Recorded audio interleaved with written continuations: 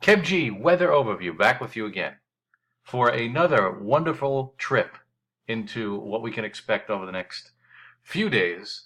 Hopefully give you an idea of what's going on. And we do have some weather to talk about for tonight. So if you're headed to the big Yankees-Red Sox game tonight, get ready for a possible delay because we have incoming showers and some embedded thunderstorms. So this is being recorded around 5:30 tonight, and we'll look at what's going on. We're sort of on the edge of the severe weather threat today because our temperatures really have been stuck all day. We don't have warm, humid air for the atmosphere to really be unstable. Now, as far as the overall thunderstorms are concerned, to our south, it's a different story. Over places like Philly, they're in the thick of some heavier weather in terms of thunderstorm capability and also what's going on right now. So warm air really makes a lot of difference when trying to bubble up some thunderstorms. And that's why the National Weather Service doesn't really have us in the prime spot. Now, a severe thunderstorm watch is currently in effect. You can see for areas over Philly, that watch box area is what's going on with that. And these showers are approaching the tri-state area, but I think they're going to weaken somewhat over the next several hours. That doesn't mean we can't get a rumble or two of thunder. And some of these storms, they'll be capable of heavy downpours. So over the next few hours, we're going to track this. It's going to move through, and then we're pretty much done. And the model that sees this particular activity is the NAM 3 kilometer. Now, this model does show that the storms are ongoing and that they're over New Jersey. And based on its interpretation of how this all plays out, it moves the showers and storms through within the next few hours. So we're basically done by 10 o'clock tonight.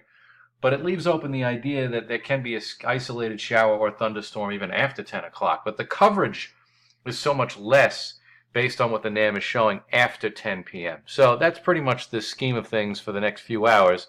Now, as far as the next few days are concerned, I think that, based on what I'm seeing, that we're in for a pretty decent weekend. Sunday could be a little bit tricky with showers and thunderstorms, but tomorrow looks good. Lots of sunshine, unlike today, so we'll definitely be warmer, especially for New York City points north and east than we were for today when we were kind of stuck. And then Saturday looks fine. And then by Saturday night into Sunday, areas of showers and thunderstorms are possible in a scattered variety. And I think they'll bubble up again Sunday afternoon with the daytime heating. So we have a pretty good shot of some showers and thunderstorms Saturday night and then again Sunday afternoon before this front moves its way through. And we're getting kind of a northerly wind flow from Monday into Tuesday. So I think the humidity levels will be kind of low. And we'll have lots of sunshine after that front passes. And then we'll get some sort of another frontal passage around next Thursday, June 6th.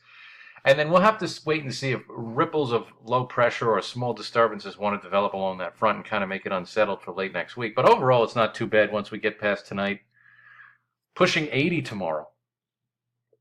And then we've got the front moving through on Sunday. Not a bad weekend, I think, overall. Definitely not a washout Sunday either, with scattered activity in the afternoon. And then Monday a bit cooler as well as Tuesday because we have that northerly flow going on. But temperatures really don't go below 55, even at nighttime, except for Monday. So not a bad way to start June. We just keep rolling right along. Summer, fast approaching. The solstice, that is, fast approaching 2019.